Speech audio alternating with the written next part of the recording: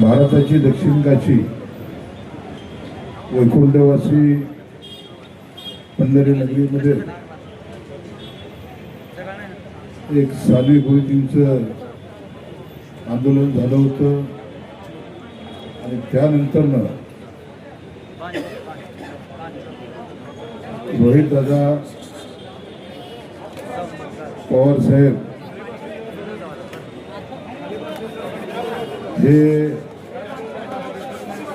अन्य त्या उपोषणासाठी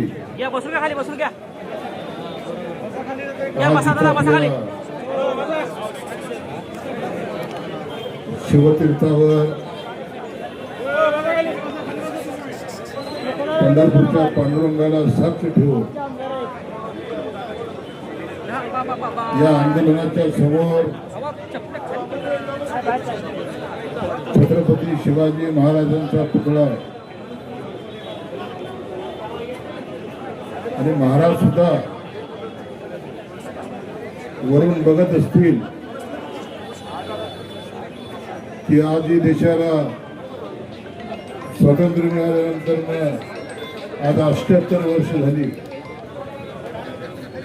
शेतकऱ्याच्या प्रश्नावरती ही जी सरकारने आणलेली फसवी कर्जमाफी आहे, या फसव्या कर्जमाफीचं विश्लेषण रोहित दादा पवार साहेबांनी अत्यंत व्यवस्थितपणे आपल्या समोर मांडलं. 20 तारखेला महाराष्ट्राच्या विधानसभेचं अधिवेशन आहे. तिथं सुद्धा आम्ही रोहितदादा पवारांच्या नेतृत्वाखाली सरकारला सोडकी पुढं करून सोडल्याशिवाय राहणार नाही. बांधवांनो,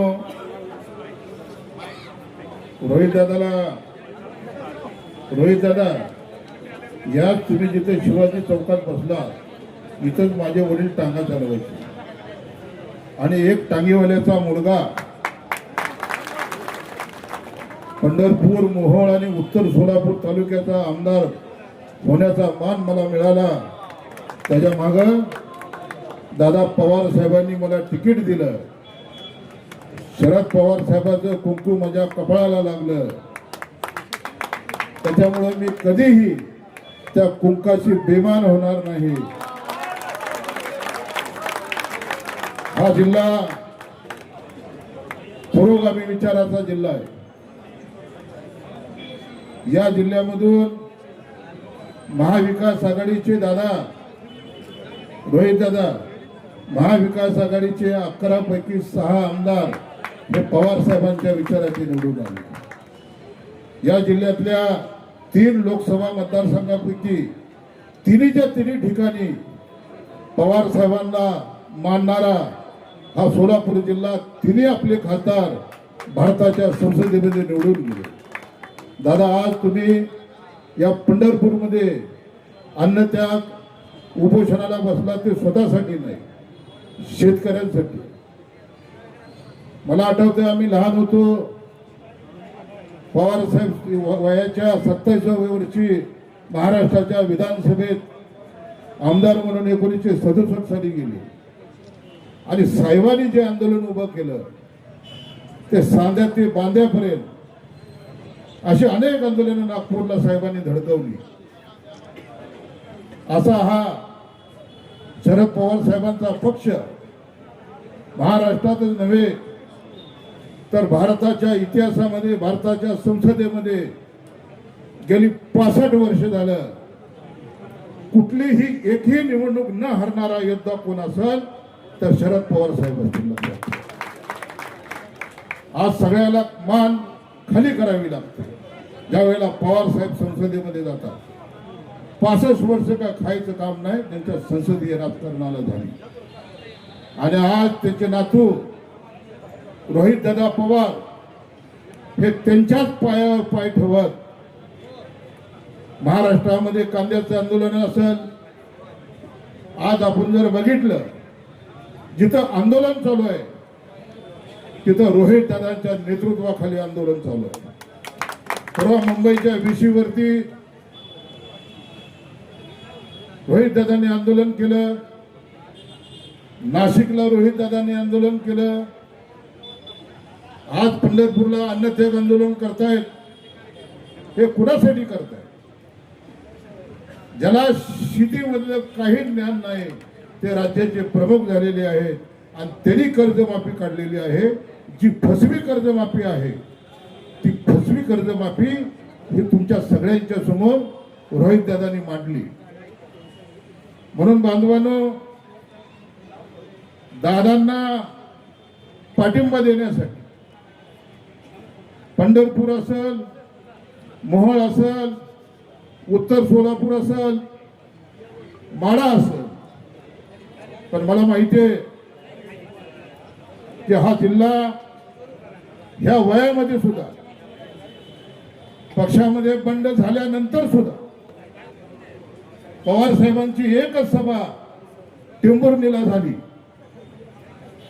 आणि या जिल्ह्यानं प्रचंड मोठ्या प्रमाणामध्ये शरद पवार साहेबांवर प्रेम केलं. संजय घाटणेकर इथं आहेत.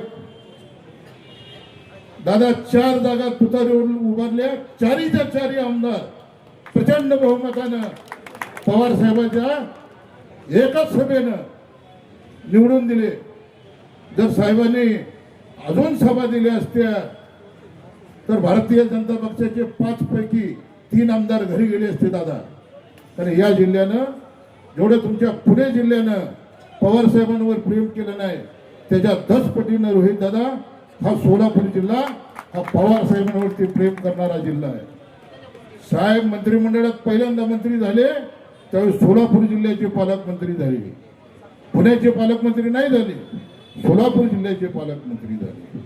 म्हणून बांधवांनो, हे आंदोलन अत्यंत उग्र रूपात आपल्याला करावं लागेल. बाबासाहेब आंबेडकरांच्या संविधानानं लोकशाही पद्धतीनं आंदोलन करण्याचा अधिकार आम्हाला दिलेला आहे. आंदोलन आमचं दडपण्याचं कुठलंही कारण नाही. प्रशासनाला सुद्धा इशारा देतो, आमच्या हातामध्ये बाबासाहेब आंबेडकरांचं संविधान आहे आणि संविधानाप्रमाणे रोहित दादा त्यांच्याबरोबर आम्ही या आंदोलनामध्ये अन्नत्याग आंदोलनामध्ये सहभागी आहोत. चुकून सुद्धा गडबड करण्याचा प्रयत्न करू नका. आता गाठ आमच्याशी एवढं लक्षात ठेवा. शेतकऱ्यांसाठी हे आंदोलन आहे, बळीराजासाठी हे आंदोलन आहे. भारत हा कृषी प्रधान देश आहे. भारत हा 70% शेतकरी हे भारतामध्ये शेतीवरती अवलंबून आहे. त्याच्यामुळे शेतकऱ्याला डवसायसाठी तुम्ही मागे लागू नका. लाईटांच्या प्रश्नामध्ये अभिजिताबा तुम्ही बोलला बरोबर, सरकारकडे लाईटच नाही. परळीचं औष्णिक केंद्र बंद पडलेलं आहे. कोयना धरणामधलं विद्युत प्रकल्प बंद पडलेला आहे आणि त्याच्यामुळे सरकारकडे लाईट नाही. पण सरकार हे मान्य करायला तयार नाही की आमच्याकडे लाईट नाही. म्हणून 8 तास, नंतर 6 तास, नंतर 4 तास, नंतर 2 तासावर आली. या सोलापूर जिल्ह्यामध्ये 3 वेळेला दादा प्रचंड मोठ्या प्रमाणामध्ये पूर आला. माझा मोहोळ तालुक्यामध्ये तर 100 वर्षात पूर आला नाही असा पूर आला. गावाच्या गावं वाहून गेली. 40 ते 50 गावं पुराखाली गेलेली होती. आणि मी आमदार होऊन दादा 1 वर्ष झालं होतं. त्याच्यामुळं पुरामध्ये शेतकरी उद्ध्वस्त झालाय. अवकाळी पाऊस आला त्याच्यामध्ये शेतकरी उद्ध्वस्त झालाय. या राज्याचं विद्युत धोरण आपण दादा होता सभागृहामध्ये, या राज्याचे ऊर्जा मंत्री काय सांगत होते की महाराष्ट्र लखलखलाय. और कुठं लखलखलाय महाराष्ट्र? महाराष्ट्र तर अंधारामध्ये, गावाच्या गाव अंधारात आहे. इंग्रजांनी सुद्धा आमच्यावर एवढा जुलूम केला नव्हता. एवढा जुलूम हे सरकार आज गावागावावर ग्रामीण भागावर करत आहे. इंग्रजांच्या काळात लाईट मिळाली, पण या सरकारमध्ये आज काय अवस्था आहे याचा विचार तुम्हाला आम्हाला करावा लागेल. रात्रभर शेतीला विद्युत नाही, लाईट नाही, घरामध्ये लाईट नाही. दादा 6 ते रात्री 11 वाजता लाईट बंद.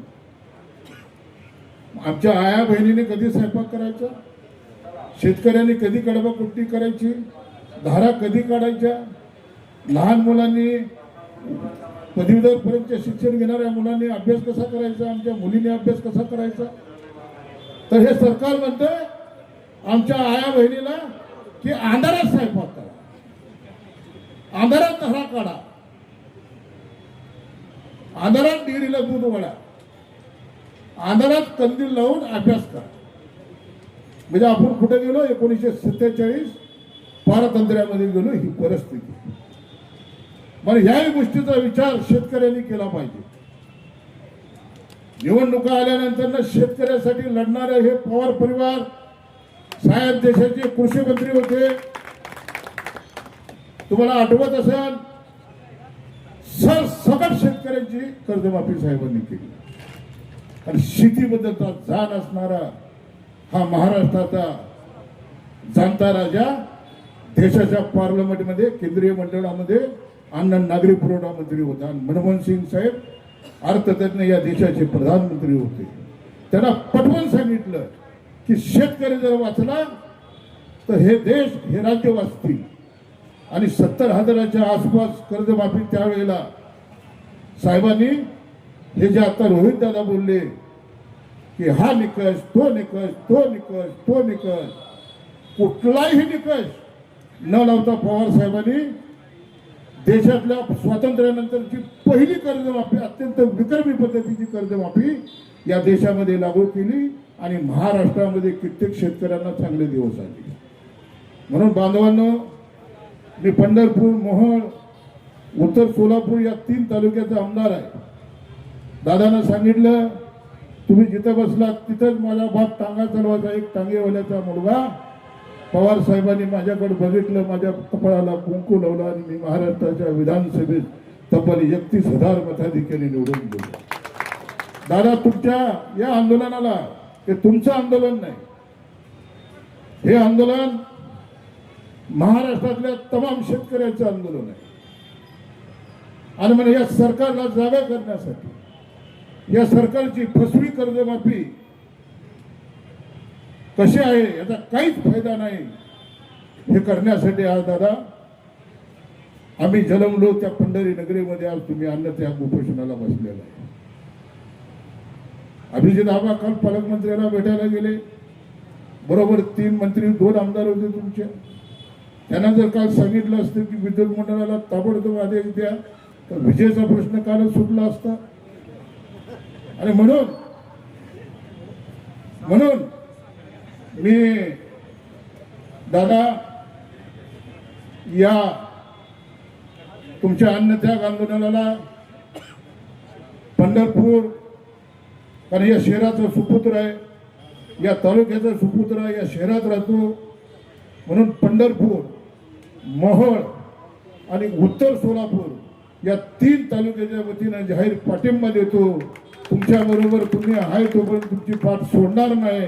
आणि माझ्या मतदारसंघातली सर्व गावाच्या गावं, सगळ्या ग्रामपंचायतले आपले शेतकरी या उपोषणाला पाठिंबा देण्यासाठी आळीपाळीनं येतील. एवढं मी बोलून आपली रजा घेतो. जय हिंद, जय महाराष्ट्र, जय भीम. धन्यवाद.